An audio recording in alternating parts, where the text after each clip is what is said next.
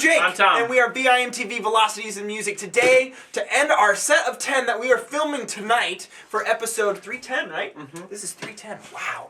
Wow. That's just crazy. Guess what episode 311 is? All right, don't guess.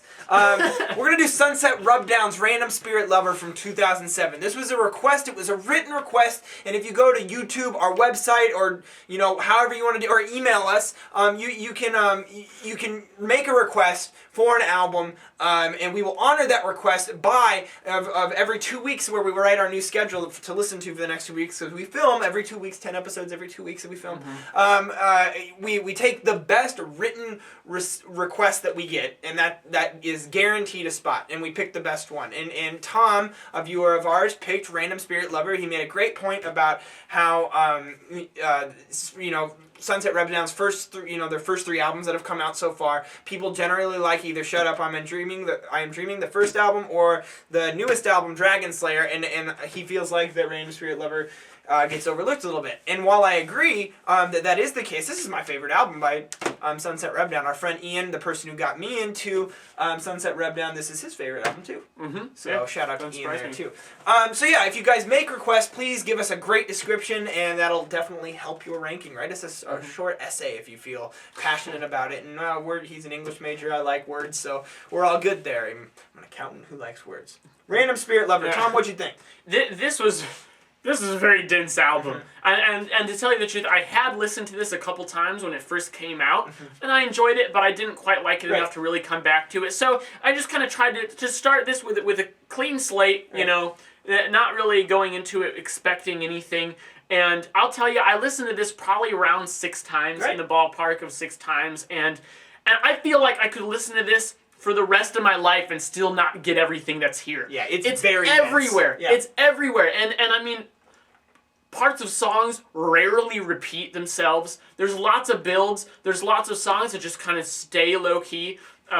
Lots of songs that you can barely even say build. They're just soft 1 second, and then the last part will be really loud. Right. You know, I mean, it's all over the place with dynamics, with songwriting, with instrumentals, what they're using. There is no structure to these songs. No, it's just crazy. It's all over the place. Which is art rock to the furthest degree. Exactly, which is really cool from a songwriting aspect, from just a composition aspect. From an originality standpoint. Exactly, and for that reason, I mean, you have to respect the creativity on this album. I mean, just because there's nothing else like it.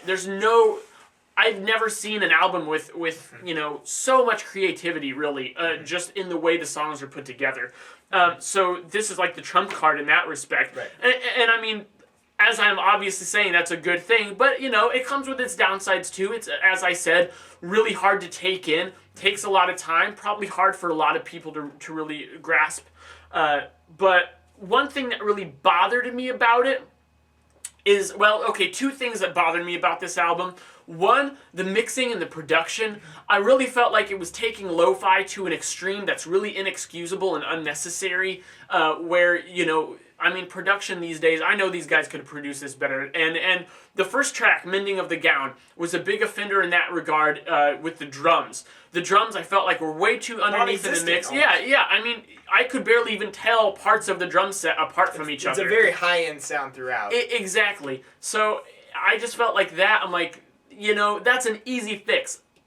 For which reason, I assume it was obviously a deliberate choice. Right. It's not like that was any accident. I just don't like that choice, to have the drums be so low in the mix and be so muddled. Felt like it would have been more driving without. Still a great song. My other big gripe about this album is that while it does seem to be going everywhere, for that reason, I think it needed more of a grounded focus or theme. It doesn't have to be a concept album, but just I couldn't. While obviously Spencer Krug has definite like common threads in his lyrics, if that makes sense. I mean, the wordplay he uses, he's very consistent and on. Some of his lyrics are fantastic. If you go and look into each track's individual lyrics, you're going to find some that are actually quite beautiful, poetic. Yeah, and I definitely agree with that, but I feel like still, even those good points, they didn't really all come together. Sure. They're still just kind of separate and just kind of crazy. And I would have liked a little bit more of a focus in that regard, but still, I mean, this was a good album. Right. And Tom nailed a lot of the things that I just inherently love about it. You know, you guys know me, I don't like the verse chorus structure. So the fact that this is so original and unstructured makes me kind of happy. It just brings warm feelings into my chest.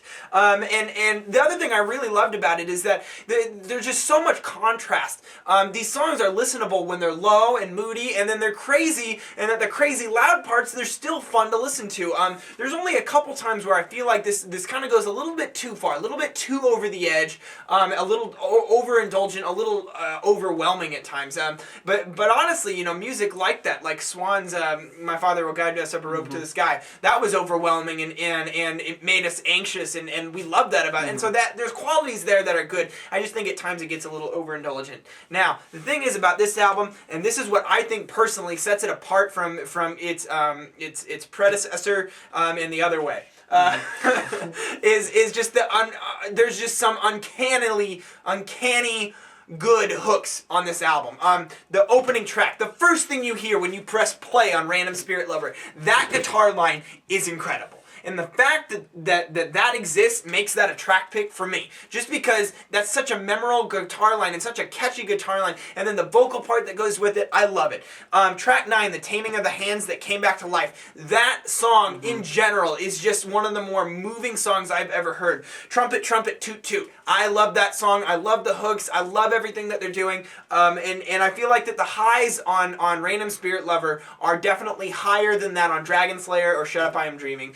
And really, I don't feel like there's that many low points to this album. Now, Tom brought up a couple of good points that I agree are there, but the problem is I've been listening to this pretty hardcore on and off for 4 years now, and I have a cool story to go with it. The day I bought my engagement ring for my wife, and I drove out to her parents' house to ask their permission because I'm a traditional guy. I was listening to this album. I was rocking out Random Spirit Lover. So that's the memory I associated. So I gotta love this album. I'm giving it an 86. I'm gonna give it an 80. Right. I look forward to listening to this more. I even think that number will probably grow, but I'll tell you what, it could take years, and there's no way that I was going to get there in these 2 weeks. But the great part is that there's enough material here, and it's quality material that it will keep you coming back. Oh, right yeah, on? Absolutely. There you go. So you guys take that same message if you haven't listened to this. If this is one that you've overlooked, but you've heard other Sunset Rubdown, please go back and listen to this one. It's definitely worth checking out, and a great request. Thanks so much, Tom. I'm Jake.